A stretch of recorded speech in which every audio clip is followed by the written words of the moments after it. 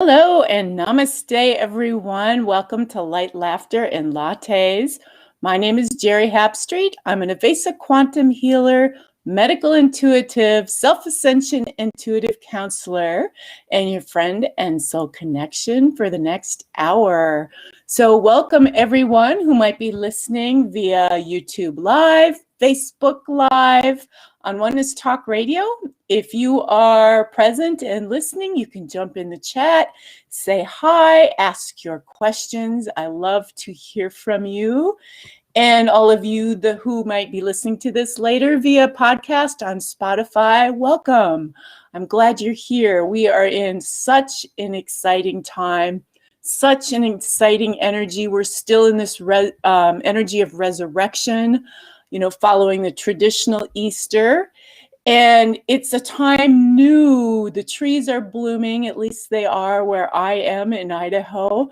And everything's kind of rebirthing. And I think a lot of things are bubbling at the surface, especially newness. Anytime we're being called to step out into the new and do new things, it can be a little bit unnerving. There can be a little bit of anxiety, a little bit of nervousness about what's to come and how to do it.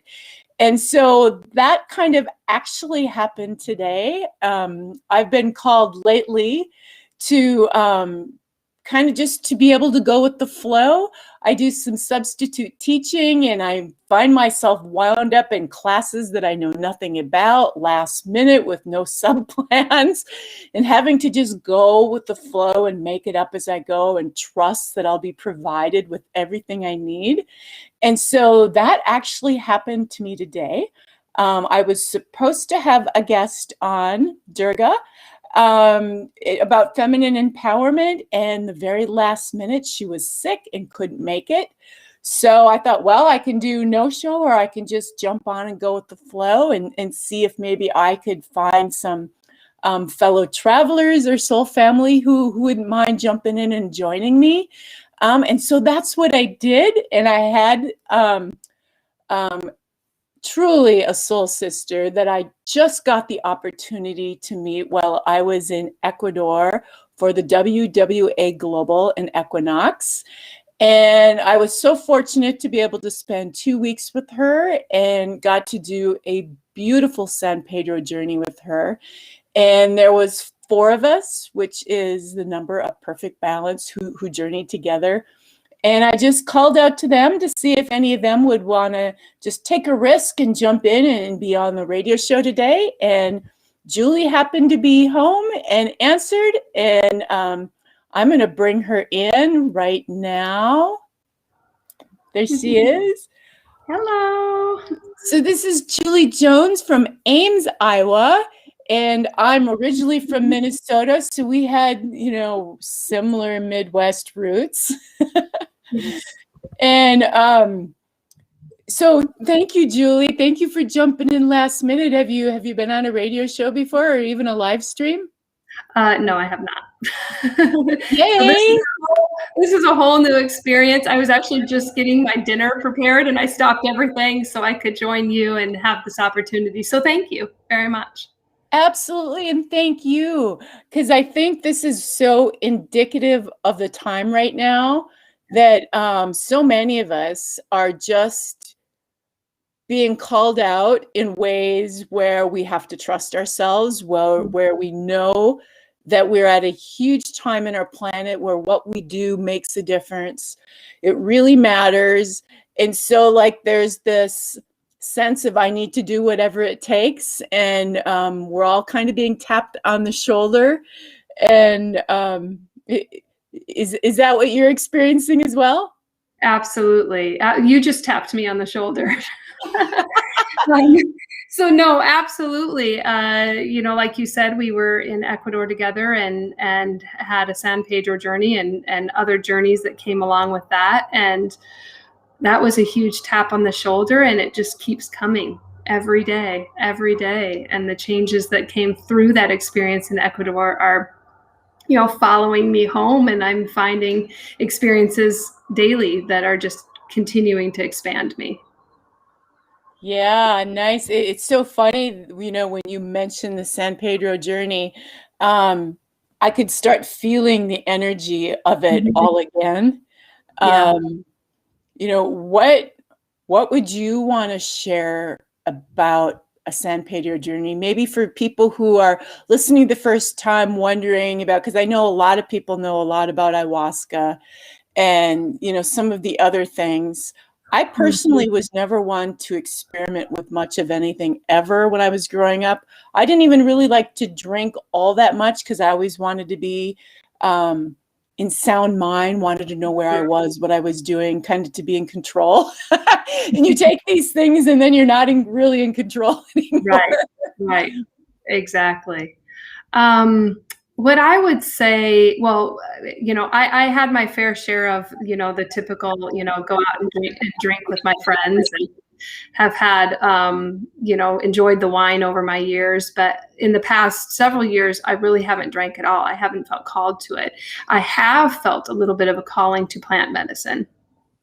And I really questioned, is this something I really want? And I really had to kind of go through a process with that. And then lo and behold, it was kind of just beautifully laid in my lap by the universe. And I just felt this deep calling and a trust. I think if anybody considers San Pedro, ayahuasca, whatever it is you feel called to, you need to feel really safe and upheld in a sacred space by where you're at and who you're around and how you're doing it. People call them psychedelics. People will say, you're going to go, I don't know, I've heard the word high. Connected to these plant medicines. But for me, it truly is, after my experience, it is a plant medicine. Any of the other words really take it and, for lack of better words, dumb it down. It's taking the sacredness out of it. And so to be in a place you really trust and just really listen to yourself. And that's exactly what happened to me. You want to talk about go with the flow. It was the last minute because all three of you were, the other three women were signed up for it and I wasn't. And I just felt this sudden call. Yes, you have to do this. And so that's what I went with. Yeah, well, it was last minute. We were all preparing it, and this was a huge process because we got the opportunity to actually go out and pick the right one. It wasn't just any San Pedro. It was the one that was there to assist us with our highest service. It was very much a ceremony. And then when we found the right one, it was talking to the plant and asking it where we should cut it, right? And then it was again asking the plant to provide all the areas that we are going to be using with the energy we need and preserving the energy in the spots where it's going to be stayed or not, where it's going to stay with the plant to regrow more. And then we took it and cut it up, holding our intention the entire time. And while we're doing this, it's like you jumped in the last minute, and it was almost like we all kind of knew you were going to, but you hadn't said yes yet. But it was just so much a part of it just felt right. Yeah. It absolutely did. And, it was amazing to be a part of it from the beginning to the end, through the whole harvesting, through the whole preparation. And I thought, I could kind of feel the energy of the plant from the very beginning. And then upon the journey coming to its close and, kind of coming back within my body and myself, I really was able to look back and go, wow, we were feeling that energy. I was feeling that energy even before I made the decision, the conscious decision. It's like my system, my subconscious self, my soul self already had made the choice. And it was just a matter of it coming into my consciousness and me saying yes. So that to me is pretty amazing. And it's a strong energy and you can tap right back into it. Yeah, so many things are like that. I mean, once you really start getting attuned to energy, you realize that your body and every part of you, except for your mind, already knows what's going to happen and is already reacting to things Mhm. before you even consciously know what's going to go on. Yeah, You know? So absolutely. yeah, like it's pretty amazing. Even like when we sign up for these huge spiritual events a week beforehand, I mean, as soon as you say yes, the energy begins. Then you put Mhm. money down, and which is a commitment of your energy, and more happens. And pretty soon you're going through all this stuff, processing things, and you don't even really know internally what's going on, but your body's experiencing already the energy of the yes before your mind even knows, you Yeah, know, what's exactly. up. Exactly. And the one thing that just kind of popped into my head, if you don't mind me sharing, is that I learned a lot already through my life. I've understood and respected intention and the sacredness of just even everyday life. I live a very, very what I would call, a lot of things are a ritual to me. I mean, everyone who was with me, Geri, you know this. I mean, food sometimes makes me cry because I just I just get so moved by it. But this experience with San Pedro really was an up-leveled experience of the understanding of not only personal intention, but when you bring people together that are all in the same authenticity, readiness to surrender. Um, for the four of us, it was basically the same intention said with different words. Um, there's just something that really magical that happens and Yeah. profound, and because of that, so much occurred, and the four of us have a lifelong bond to celebrate and explore. And that, to me, I will be learning and growing and having revelations with this for the rest of my life. Yeah. Yeah. And we don't even really know our deeper connection. We just know that there is one. And I felt that as soon as I got placed in a room, I think there was 7 of us total. I remember thinking there's something different about this. And I've been going on these journeys since 2009, with many, many, many different people, but there was just something different about this. And I felt a different bond than I had before. Yeah. And when we were all together going through this experience, now, one thing to understand about San Pedro, I've done 3 journeys, is it's brilliant at relaxing the ego so that the veil can drop so you can see Mhm. clearly that which you need to see. And but the challenge is also that if you can't relax the ego enough, it will literally freak the ego out and it'll be a miserable experience. Yeah. So I've watched many people have just ego freakouts, Mhm. and all of us were able to together all do it just beautifully and hold the space for each other.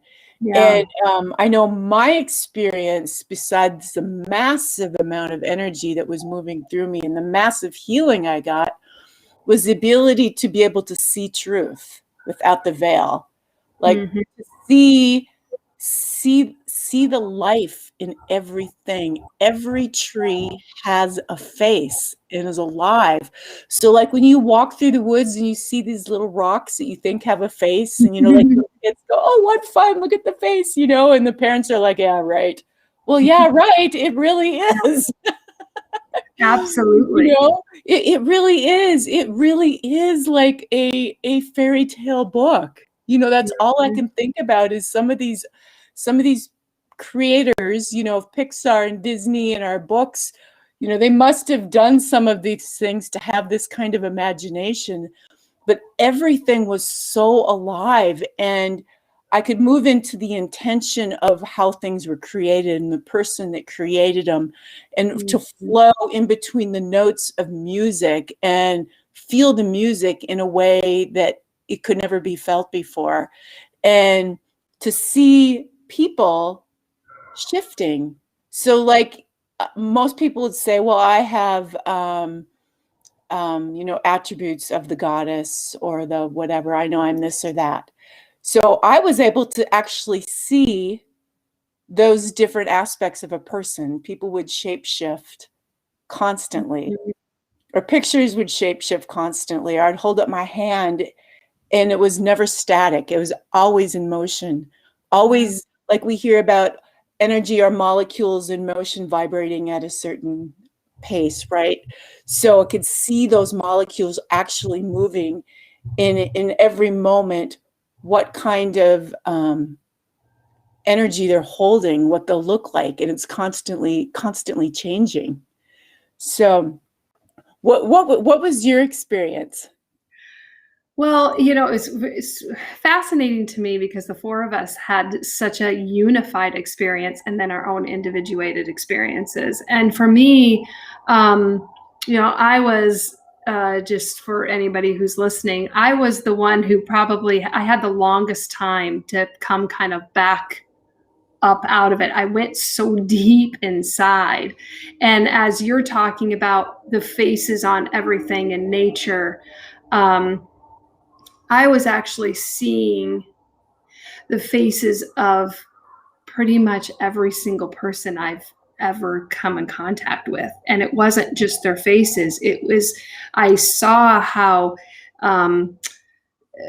every increment, every breath, every movement that we ever make is like, what do I want to say? Not dialogue, but categorized. It's all there and it's all worth it. And that was profound for me. And no matter what came into my vision, I was in a place because of I feel like I'm called to say that because of the preparation prior to this over the last several years of my life, I was in a place to see what I was seeing and hold within me an immense amount of love for everyone and everything. If there was ever a struggle for me, it was the next day. Some of those old voices kind of wanted to come into play, and I just had to kind of move through them. And it just took me the day to move through them. But that did not negate or take away the profound message that I got of it's all so beautiful and it's all so worth it and it's all so divine. There's this divine pattern that's unfolding in each and every one of us as an individual, but also the oneness of all of creation and humanity. It was a profound, life-changing experience, and one that I'm so grateful that I was brave enough to say yes to, and one that will continue to guide me as I go forward. So there was a lot I'm still integrating, just like you, and just like the other two women, beautiful, beautiful souls that were with us. So. Yeah. And I, as you were talking about it, I can remember the moment too, where all four of us were standing together, like, you kind of were all helping me stand up because I had so much energy moving up my spine that I was in pain, and I was so out of body that I couldn't walk. So everyone was kind of holding me up, and we were all in such a state of, I can remember seeing everything so vibrant and so colorful in all the colors. I mean, this is beyond seeing the aura of people. This is like seeing through people and going beyond. It felt like we were in the Garden of Eden, honestly. And I remember having the same feeling as you, is like, oh my God, everything is so perfect. Yeah. We are witnessing absolute perfection. And in that moment, nothing else mattered. Nothing I'd ever gone through mattered. It was like witnessing the greatest creation on the planet, and who wouldn't come here to experience the magnificence of this? Right. Exactly. And, and the experience of, for the past few years, my kids have heard me say to them a million times, if you want to master your life, master your mind. Know what's going on in your mind. You must master your mind. There's so much in there, so much playing within us that we don't even realize is there. And when we start to journey into that place and understand what is happening there, we understand ourselves so much more and kind of what's really going on. And this, to me, this journey really validated for me the importance of knowing what we are thinking, what we are putting out there. I have told many people in my life how I perceive it is that our thoughts are seeds, our feelings are water. And so that's how we create. And so this, what I experienced in this journey, it was the profound power we have to create in a click. And so to know what we're putting out there in our thoughts and know how we're feeding them with our feelings. I mean, how many of us have driven down the road? I know I have. And a song comes on that touches your feelings and you go into the dramatic place in your heart. And before you know it, you've got a drama story, a whole movie playing in. That would you really want to have that be played out in your life? Probably not, because it's full of, loss and drama and, all of this stuff. And we don't realize in those moments we're actually creating our life. Oh, absolutely. I have a little story that I shared once because I was kind of being taught this really strongly in 2018 about the power of my thoughts and focus. And so I was working in schools at the time. I was working in an EBD room with special ed kids. And I had to read them a story called Volcano Mouth.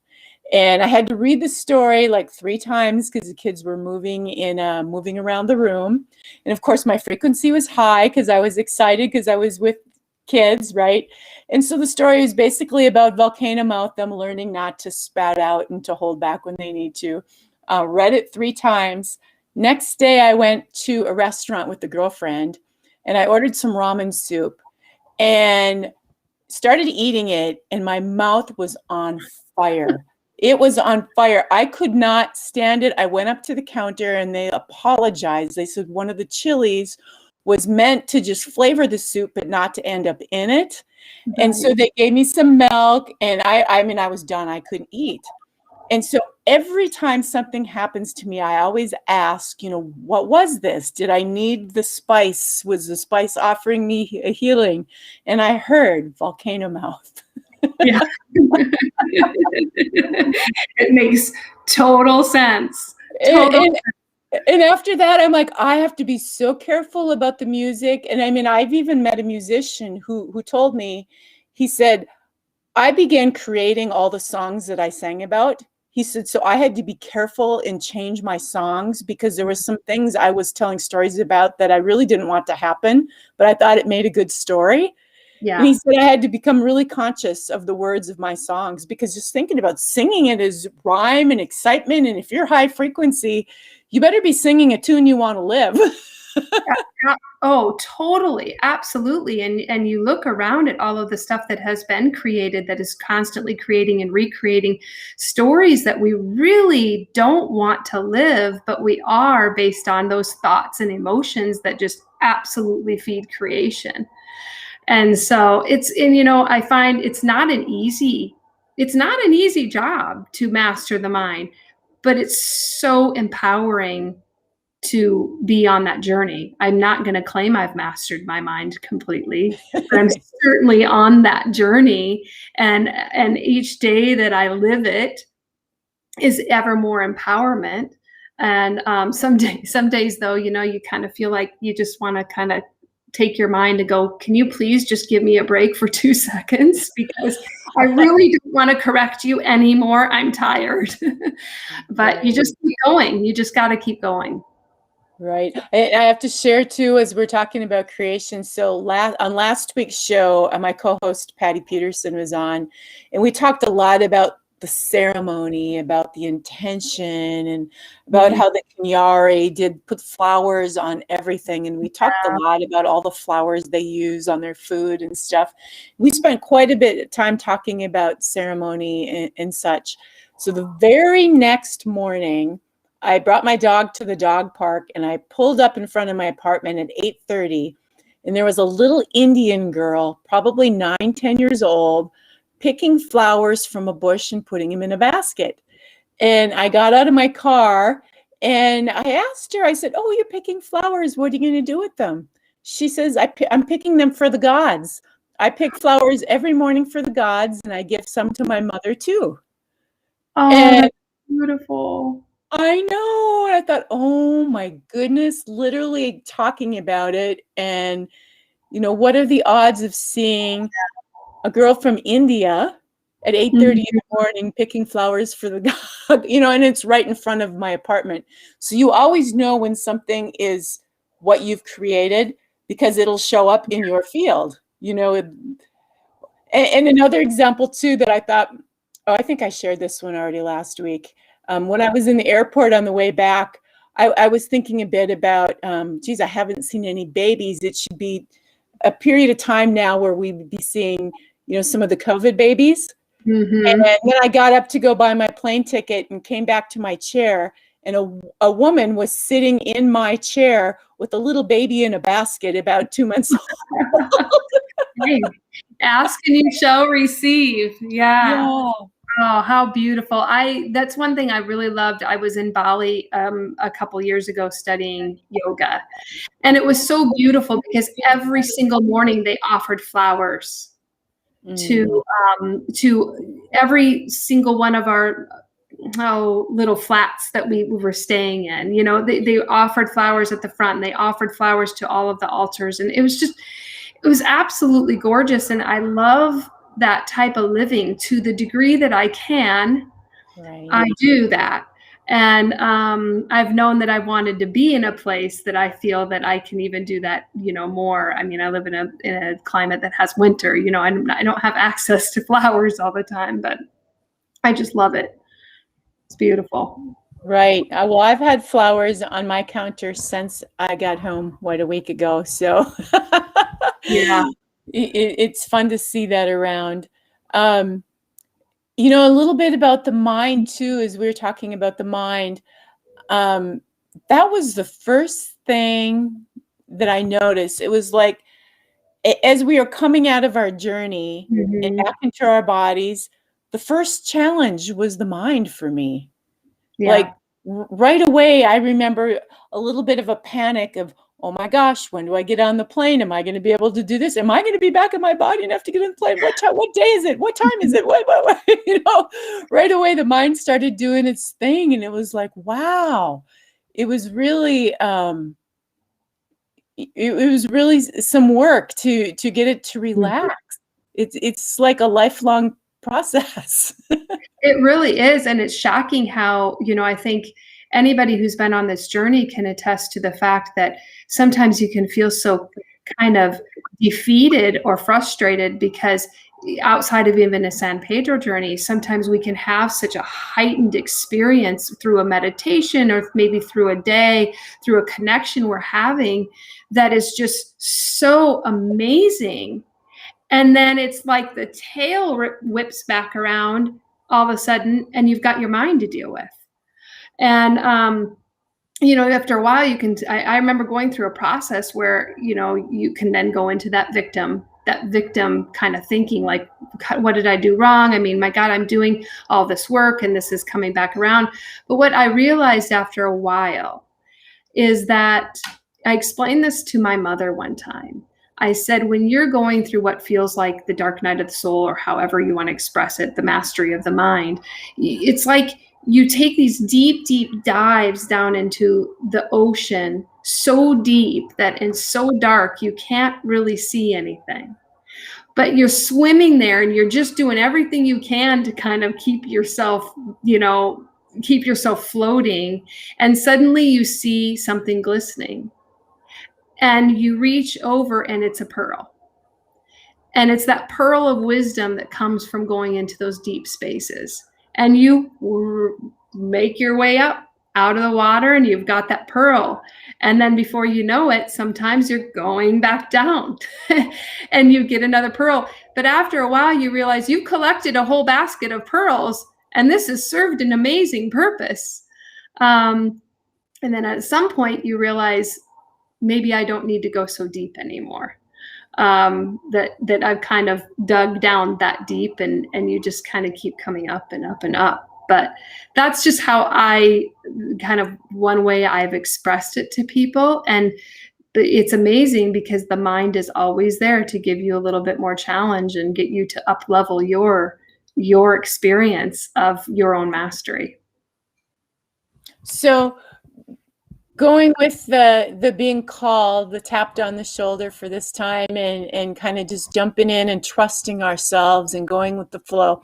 That's kind of what this topic has turned into. Hi, Pauline. She put topic, sorry, late. It was supposed to be feminine empowerment, and my guest wasn't able to make it last minute, so I found a last minute guest, Julie Jones. And so we are just kind of playing it by ear, sharing our San Pedro journey.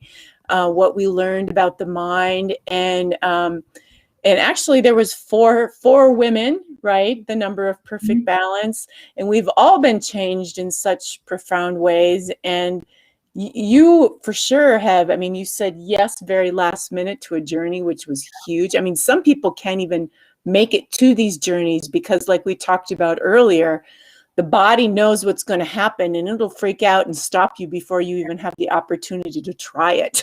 Mm-hmm. You know, some people's subconscious won't even allow them to get on the plane to make a journey. Yeah. You know, it'll appear like it's everything else's fault, right? Mm-hmm. Well, this got canceled and that got canceled. Well, our subconscious is amazing creators. It'll throw out obstacles, and we can so easily blame, you know, everything and anything.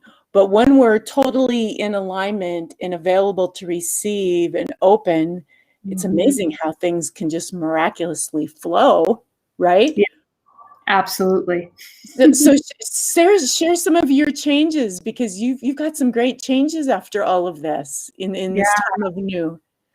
Absolutely. So, you know, I went to Ecuador knowing that it was going to be a pivotal experience for me, but it was actually, I mean, really, isn't it everything that leads up to that? But where it really took a change for me was through the San Pedro journey, and then the readings and the healings and that I had afterward. In those days, I really understood that Ecuador was going to be my next step. And I called my realtor yesterday.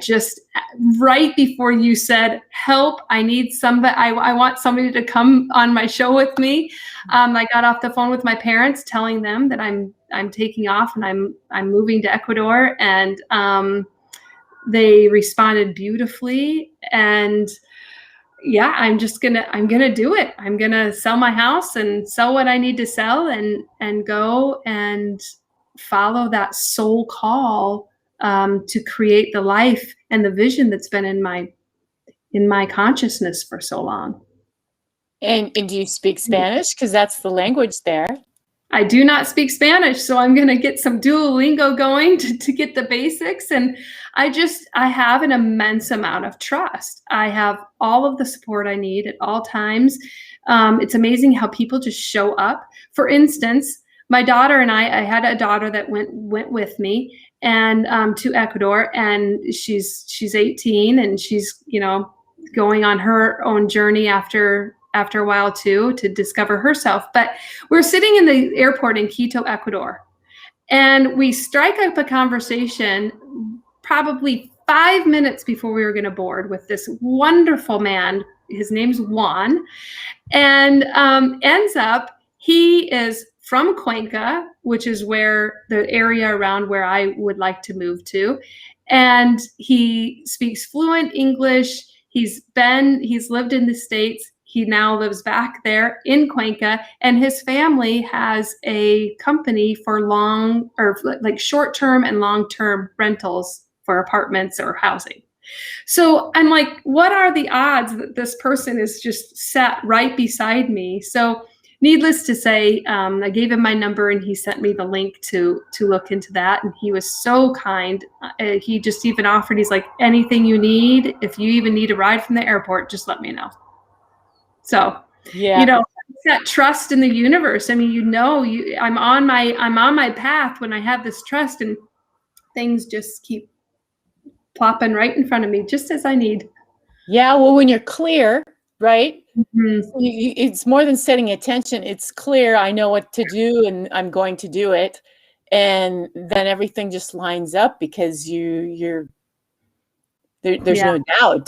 Doubt is what kind of fuzzies the waters and makes everything a Oh, lot harder. it does, and I've spent enough time swimming in those waters, and it's a clarity and a trust and an empowerment in me that I can't quite put words on, but it just ultimately it feels like freedom. Yeah. And I just would encourage anybody that is, on a road of transformation to just keep going, because you're going to walk through different doors, different gates that will inevitably bring you to ever more freedom, ever more liberation, and will connect you to amazing people like you, Geri, and like the two other beautiful souls that were in San Pedro, and all of the people I've met along the way. It's just been amazing. Yeah. Well, Julie, I had like a similar experience to yours, and I don't even remember if you were in the room when I was sharing this story. You might not have been, but I had to move. I moved not out of country, but out of state. I was in Minnesota and knew that I needed to move to Idaho. I had just gotten done. I wasn't even done. I was 4 years into a really strenuous divorce, so a lot of years in court. I had post-traumatic stress disorder, and for my well-being, I had to leave and go take care of myself. And I had to go somewhere far enough away where I could feel totally safe. And so I moved from Minnesota, Idaho to Idaho, but I didn't know anyone in Boise. I had never been to Boise before. Mhm. And truly, it was me connecting. I knew I had been to Montana, Idaho. I liked the energy of the places. I'd always thought if I ever moved, I wanted to be near the mountains, one of these spots. So I actually used ascended numerology.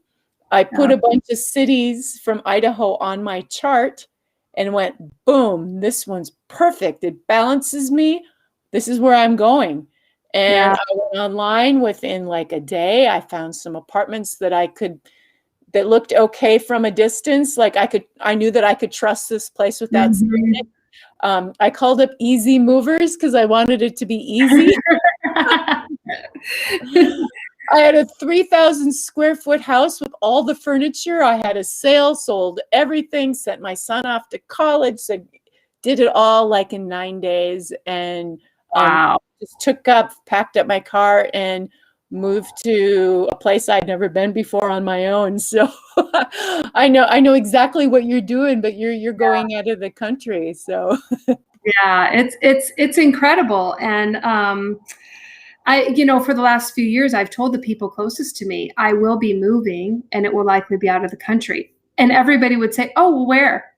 I don't know. I don't know, but I'm gonna know. And so this is my knowing. It came so clear to me. My heart, I loved Ecuador, and my heart just kind of started singing with the mountain while I was there. And then when you take the 4-hour drive back to the airport through the mountains, and that really even solidified it for me, because as we're driving through the mountains, it was just like an explosion, this beautiful explosion that was just coming out of my heart and saying, yes, this is where I need to be. This is the next step. And this next step is going to lead me to beautiful things. And it definitely feels like walking through a very pivotal and important door. Of you either make the decision sometimes where you either move forward or you stay in the cycle you've been in. And I've done a lot of moving forward in the last 6 years of my life. But again, you can still find yourself in these cycles. And so I was in another one of those, waiting for my daughter to graduate from high school. So I felt like I needed to stay here. But I could see that if I continued staying here, it was just going to become the stagnancy. And so here I am. I'm going to move there, and I'm just thrilled, and I know everything will be, you know, put right in the path for me, with what I need. And there's beautiful, beautiful souls and beings there that I've met that I know I can, you know, call on if I need to say, hey, can you help me with this? I don't know what to do here. So it'll all work out. Well, and moving to a new place is a great way to change patterns, because it is, it's easy to get in habits and patterns and keep spinning laterally. It's so easy to do. And if we can shift things, and I've done shows just on this before. I mean, even if you do little things like drive a different way to work, or get up at a different time, or even do like a master cleanse for 7 to 10 days. That's a great way of like resetting the body and starting a new pattern when you come off of it.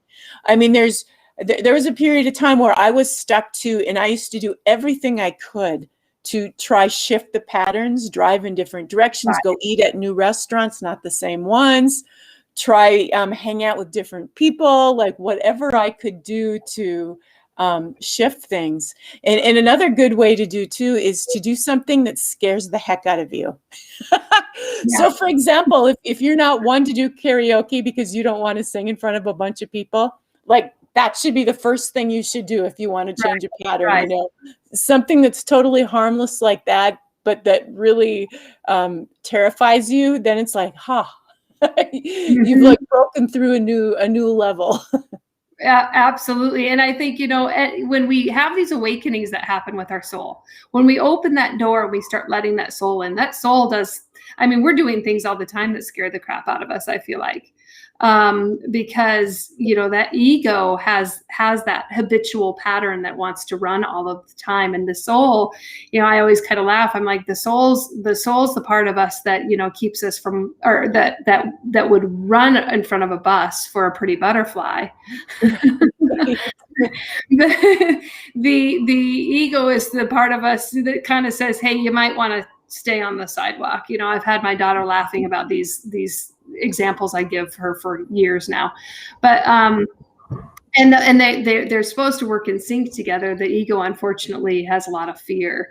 So I feel like in the last, you know, 6 to 7 years of my life, I've been constantly pushed to do things that really terrify my ego or my structured mind. And for whatever reason, I know I'll have moments moving to Ecuador and through the coming months of some anxiety of the things that I need to get done. But the typical ego fear is not there right now. It just doesn't even exist. It's like, I'm moving. I know I'm moving, and I know I'm going to be okay. And I know I'm going to be taken care of. And I know the sanctuary that I have had envisioned in my mind for so long is going to start to come into its manifestation and its flourishing. So super excited. And I'm super excited for everybody. I mean, all of us, all 4 of us, so many people around the world are having some really major changes going on, and all for the better. Well, and I think there's a point too where you've loved yourself enough. Like I've spent so much time doing that with myself, that at some point the ego, which is like the little child, says, okay, it looks to the soul like the wise parent, and it says, well, okay, now I can trust you. I can trust you to make the decisions. I'm not going to have a hissy fit anymore, and I'll get in the back seat and I'll trust you to drive this vehicle where we need to go. And so I think it sounds like the experience that you're having with the move. It's like the ego finally just said, okay, I surrender. You know what you're doing. It's like the mind, the ego, the structured part of us finally realizes,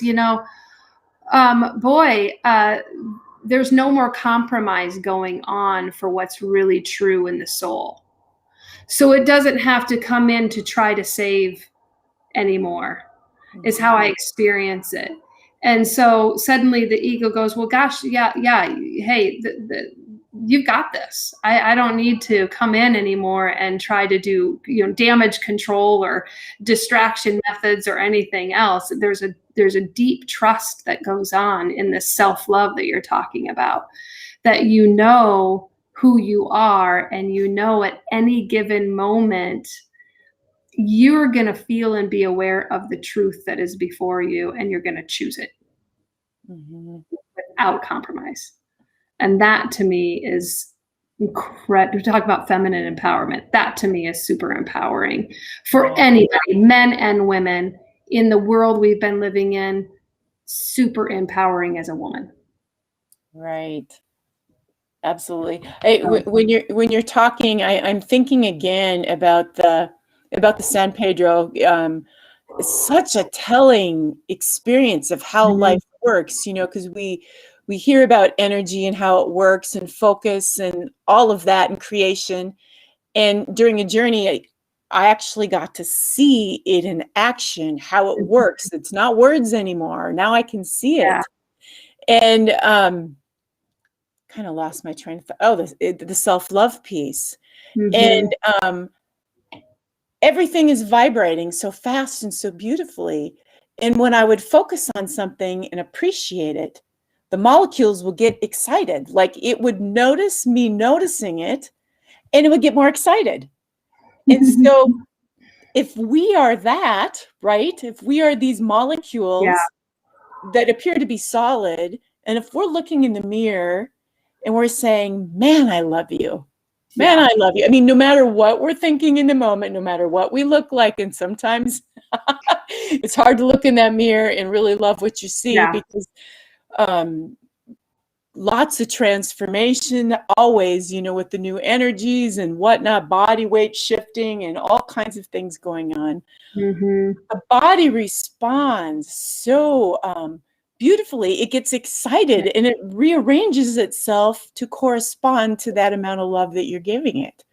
And so, we hear it over and over again to love yourself, but to have that firsthand experience of what that love really does is so profound that, God, I would hope I would never forget. Oh, exactly. I have to thank WWA Global and when all of this started, and I think it was Jess Jutenin that in one of our meetings or something, took us through a body blessing. And I had done my own kind of ways of blessing my body and appreciating myself, but it was just more of a thorough and a different way to articulate it. And since that day, now this is in August, I have every single day in the shower spent time and done a body blessing. I do not get out of the shower without it. I go through every point, starting with my feet, and I do my own body blessings and my own I am statements. And it just is amazing how, that consistent practice through that has just made such a difference in my physical body, and also just in the way I feel about myself and the way my days go and the way it starts. It's just, and then I'm under the water. So it's literally, cleansing and purifying me. And I'm just saying, gosh, I love you and I appreciate you. And you're absolutely beautiful. And, it's an empowering experience. I would recommend anybody to start in their own way, just to really connect with their body in the way that they feel called, and do it on a daily basis. Absolutely. I think it's imperative. I do one every single day as well. I do yoga because first we have this Kundalini energy that's rising up, and it can get stuck. It's gotten stuck in me and caused kidney issues, pancreas issues, huge weight gain because of the kidneys, retaining water. And so stretching and up dog and yoga is so important. And then after I do that, I do the body blessing as well. I do the same thing, listen to a whole thing from the feet all the way up to the organs. And right now we're at such a time where the frequencies are higher than they have ever been.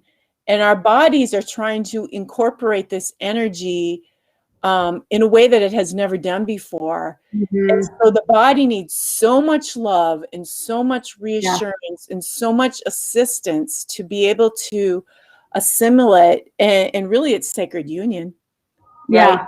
For us to come into sacred union with our bodies. And so it's something I find that I have to do it every day. And if I don't do every day, I really miss it. It's like become something that's necessary almost for me. Oh, absolutely. And I see we're probably coming to a close here pretty soon. But I just wanted to say too, besides the body blessing, I think another thing that I found that is really profound and changing for me is that, I've done yoga for years. I've danced, I've run, I've done all of the physical exercise and the go to the gym and you do this, and this. And what has occurred in me in the last year of my life, especially, is this time, I call it kind of my time on my mat. And it's not a time to go through a structured, okay, I've got to do this, then I've got to do this. It is just a time to sit with myself, my soul, my body, my whole sacred union, and just move. Sometimes I sit there for 20 minutes and do some things with my neck, and that's it. Sometimes I end up dancing. Sometimes I end up just moving in this with prayer. Just to connect with the innate knowing of how our body needs to move with our soul is, to me, the greatest and most powerful exercise you could ever come into. And it has nothing to do with, well, I got to get this many crunches in, because if I don't, my stomach's just not going to look good. Oh. Your body will just come into this beautiful alignment and your beautiful self by just serving what is needed with that union of body, soul, mind, all of the package together. So, yeah. Absolutely. Yeah, I love that. Yep, it's such an intuitive time with the body and the mind and soul, and bringing it all together, that it's just a time to be intuitive, a time to listen to our bodies, love our bodies, go with the flow, and keep saying yes. Exactly. Even if it means jumping on a radio show you've never done before in the very last minute. Yeah, and you know what? I want to thank you so much. This has been an absolute pleasure, and I just feel honored. And yeah, it all worked out for the best. So thank you so much, Geri. I love you. Oh, I love you too. Yeah, I love you too. And everyone, thank you for jumping in the chat. I've been reading them all as we go. So much fun to have you all here. It would not be a show if we did not have people listening. And I'm going to pull a really quick cards of clarity just because I have to. So much fun. Oh my goodness. So it's Saint Germain. Saint Germain, the Ascended Master Saint Germain, as we are getting ready. We are literally in the violet flame right now. Day 7 of Saint Germain, before we start the I Am discourses, which is all channeled material by Saint Germain. That's amazing. You just can't make it up, can you? Oh my goodness. And we started a little late, so I'm going to read it really quickly because it's so much more fun if you have the words behind it. So yes, you are, and so it is. This is the time of coming out and being seen. Hiding in the shadows does not serve you, and nor does it serve those around you. Feel yourself at the top of the highest mountain and declare with power, I am. This is the empowerment of presence and the energy that will unfold your greatest manifestations into form. Let this alchemical transformation come forward with bold love, unbounded and uncluttered. It is time for your life to model this energy in all ways. Sometimes a spring cleaning is best done simply because we know it is time to make room for the new to manifest. And let it be fun. Yeah, exactly. You're reminding me, let it be fun. All that I've got to go do to unload my house. Fun, right? Let it be fun. Absolutely. Fun. So thank you so much, Julie, for jumping on and doing this with me. Yeah, thank you. It was a blast. I'm so grateful. Thank you. Great. Thanks everyone for listening. Have a fabulous week. Namaste.